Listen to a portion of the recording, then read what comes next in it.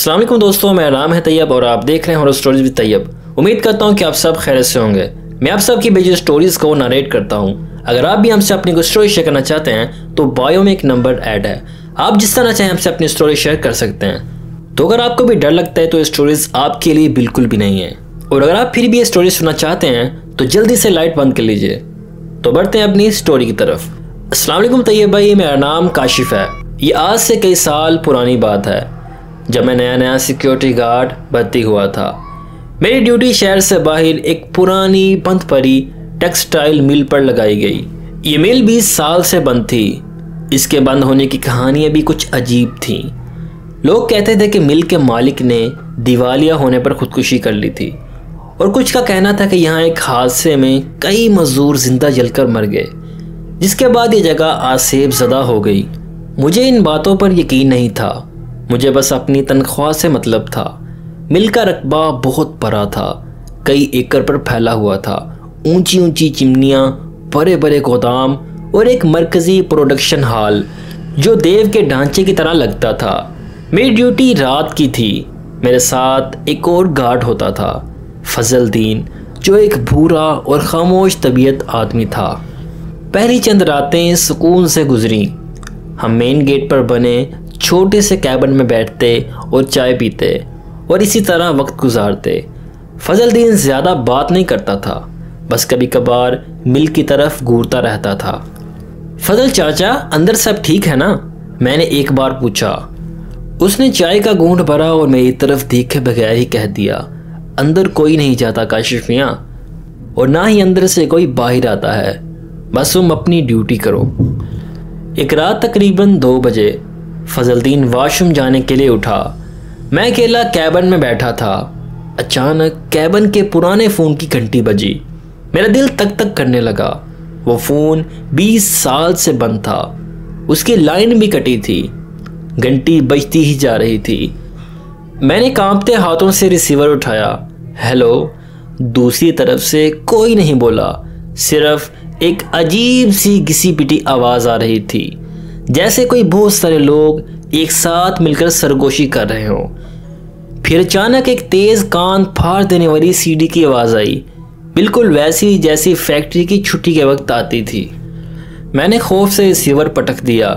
اتنے میں فضل دین بھی واپس آ گیا۔ کیا ہوا؟ رنگ پیلا کیوں ہو رہا ہے؟ چاچا، وہ فون بجا تھا۔ فضل دین نے فون کی کٹی ہوئی تار کو دیکھا اور پھر مجھے۔ اس کی آنکھوں میں خوف نہیں بلکہ ایک افسوس تھا۔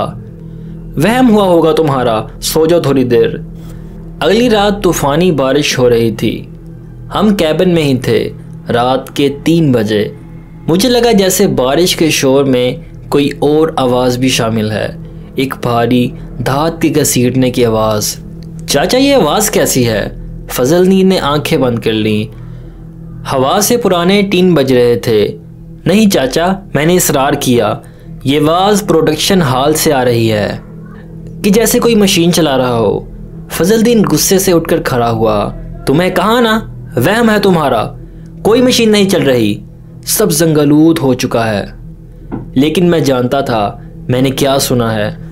کچھ دن بعد میرا تجسس میرے خوف پر غالب آ گیا۔ فضل دین سو رہا تھا۔ میں نے اپنی ٹارچ اٹھائی اور مل کے اندر جانے کا فیصلہ کیا۔ مرکزی دروازے پر بڑا سا تالا لگا تھا، لیکن سائڈ کا ایک چھوٹا دروازہ کھلا تھا۔ جیسے ہی میں اندر داخل ہوا، ایک ٹھنڈی بھیگی ہوئی ہوا اس نے میرا استقبال کیا۔ وہاں ناقابل یقین حد تک اندھیرا اور خاموشی تھی۔ ٹارچ کی روشنی میں نے بڑی بڑی مشینیں دیکھیں جو کپڑوں میں لپٹی ہوئی تھیں، جیسے قطار میں کھڑے جنازے ہوں۔ ہوا میں دھواں، زنگ اور جلے ہوئے داغ کی بو تھی۔ میں چلتا ہوا ہال کے بیچ میں پہنچ گیا۔ اچانک میری ٹارچ چپکنے لگی اور پھر اچانک بند ہو گئی۔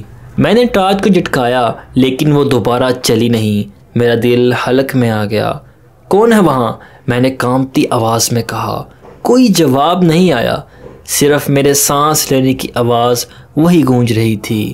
پھر مجھے وہ آواز آئی، میرے بالکل پیچھے کسی کے ننگے پاؤں چلنے کی چاپ، کوئی گیلی زمین پر چل رہا تھا۔ میں ایک دم خوف سے جم گیا۔ میں پلٹنا چاہتا تھا لیکن میری ہمت نہیں ہو رہی تھی۔ وہ چاپ میرے قریب آتی گئی، پھر وہ میرے بالکل پیچھے آ کر رک گئی۔ مجھے اپنی گردن پر کسی کی ٹھنڈی سانس محسوس ہوئی۔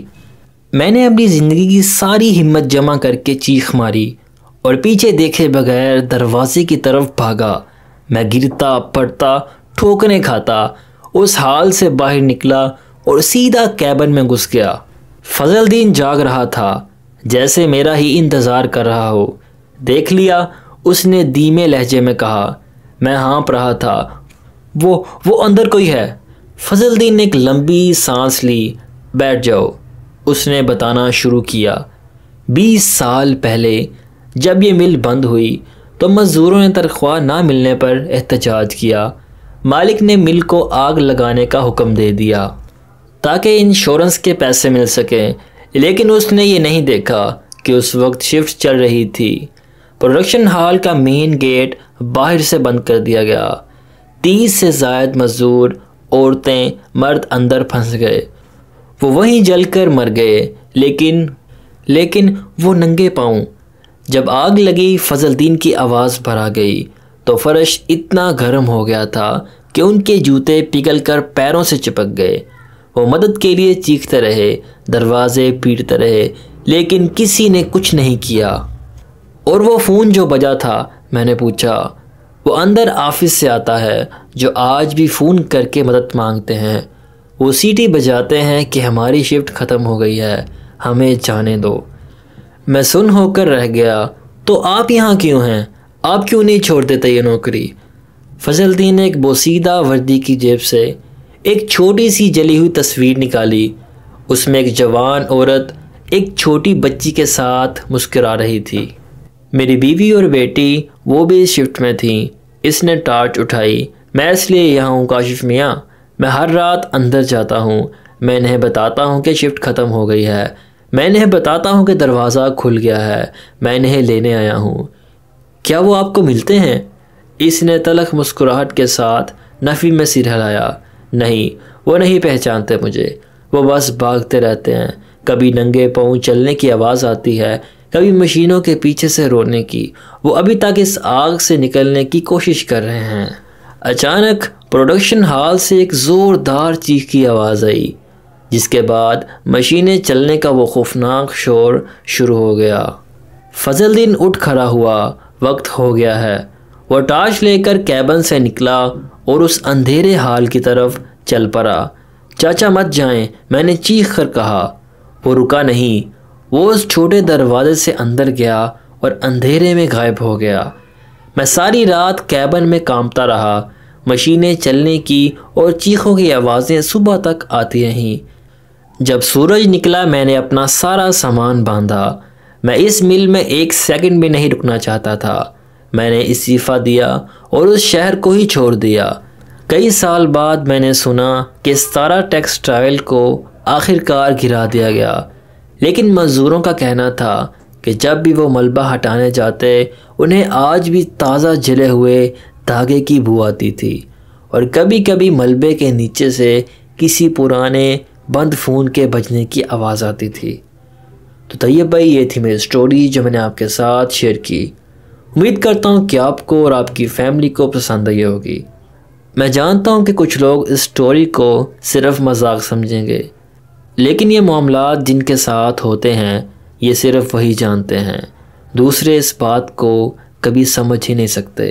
تو طیب بھائی، امید کرتا ہوں آپ یہ سٹوری اپنے چینل پر ضرور اپلوڈ کریں گے۔ تو بہت شکریہ آپ نے اپنی سٹوری ہمارے ساتھ شیئر کی۔ اللہ پاک آپ کو اپنے حفظ و ایمان میں رکھے، اور اللہ پاک ایسی چیزوں سے ہماری حفاظت فرمائے۔ تو دوستو، اگر آپ بھی ہم سے اپنی کوئی سٹوری شیئر کرنا چاہتے ہیں تو نیچے ڈسکرپشن میں ایک واٹس ایپ نمبر ایڈ ہے اور اس کے ساتھ ایک ای میل ایڈریس بھی ہے۔ آپ جس طرح چاہیں ہم سے اپنی سٹوری شیئر کر سکتے ہیں۔ اگر سٹوری اچھی لگی ہو تو اس ویڈیو کو لائک کر کے چینل کو سبسکرائب ضرور کرنا، تاکہ آئندہ آنے والے وقت میں آپ کو ہماری سٹوری سب سے پہلے مل سکے۔ تو ملتے ہیں اپنی نیکسٹ ویڈیو میں، تب تک کے لیے اللہ حافظ۔